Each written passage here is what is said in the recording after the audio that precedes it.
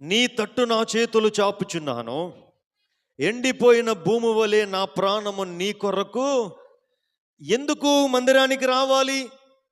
క్లియర్గా చెప్తున్నాడండి. వీళ్ళు అంటున్నారు కదా, అయ్యా నీ తట్టు నా చేతులు నేను చాచుతున్నాను కదమ్మా. బైబిల్ గ్రంథంలో మనము భక్తుల యొక్క ప్రార్థనా విధానాన్ని మనం చూచినప్పుడు కదండి, మోషే కింద అమాలేకీయులతో యుద్ధం జరుగుతుంది, పైన మోషే ప్రార్థన చేస్తూ ఉన్నాడు కదమ్మా.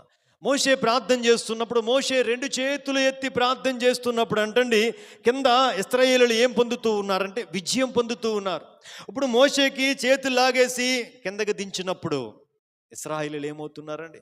ఓడిపోతూ ఉన్నారు. ఆయన చేతులు ఎత్తుతున్నప్పుడు నెగ్గుతున్నారు, చేతులు దించినప్పుడు ఓడిపోతూ ఉన్నారు. అప్పుడు హూరు అహరోనులు ఈ జరిగే సన్నివేశాన్ని చూస్తూ ఉన్నారు. మోషే చేతులెత్తగా ఇశ్రాయేలుని ఎవ్వడు కూడా ఆపలేకపోతున్నాడు. మోషే చేతులు దించగా ఇశ్రాయేలులు శత్రువు ఎదురుగుండా నిలబడలేకపోతున్నారు. కారణం గ్రహించిన వెంటనే చెరుకో భుజము పెట్టి మోషే చేతులను వీరు ఏం చేశారంటే పైకి నిలిచి ఉండేలాగా పట్టుకున్నారండి. సాయంత్రం వరకు కూడా సహకారులుగా మోషేకి నిలబడినప్పుడు ఇశ్రాయేలులకి దేవుడు ఏమిచ్చాడు అంటే జయమిచ్చాడు. అంటే దేవుని మందిరములోనికి వచ్చి, దేవుని మందిరములో మనము 2 చేతులు పైకెత్తి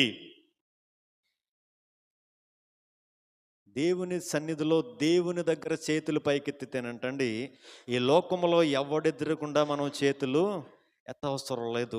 దేవుని ఎదుట మనము చేతులు పైకెత్తలేకపోతే లోక సంబంధమైన వ్యక్తుల దగ్గర మనం ఎత్తేలా చేస్తాడంటే దేవుడు చేతులు చాపేలాగా చేస్తాడండి.